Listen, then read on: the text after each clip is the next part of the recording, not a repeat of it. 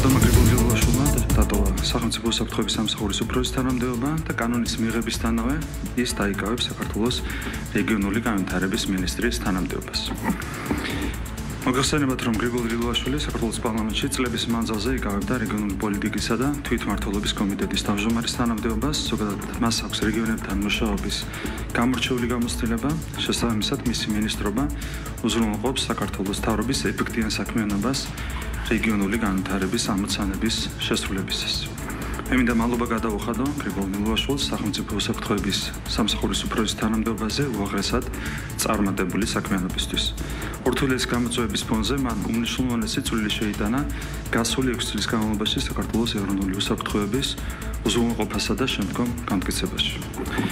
დავაზუსტებ, რომ საქართველოს ინფრასტრუქტურის მინისტრის თანამდებობაზე მუშაობას განაგრძობს ბატონი ირაკლი ხარსევაძე.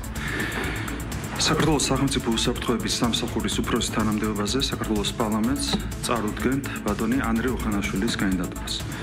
შეგახსენებთ, რომ იუსტიციის მინისტრის თანამდებობის დაკავებამდე ანდრე ოხანაშვილი წლების მანძილზე იყო საქართველოს პარლამენტის წევრი, იურიდიულ საკითხთა კომიტეტის თავმჯდომარე. ანდრე ოხანაშვილი შეგახსენებთ არის სამართლის დოქტორი, მას სადოქტორო დისერტაცია დაცული აქვს ბერლინის ჰუმბოლდტის უნივერსიტეტში.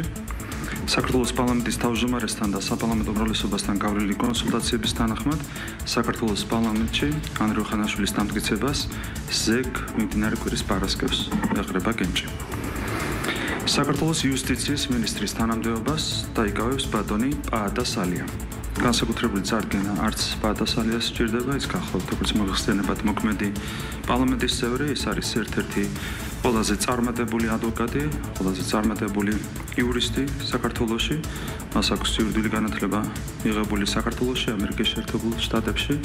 მე მინდა წარმატება უსურვო მას, მე მინდა წარმატება უსურვო გრიგოლ-დილაშვილს, ანდრე ოხანაშვილს, პაატა სალიას ახალ თანამდებობებს. დიდი მადლობა.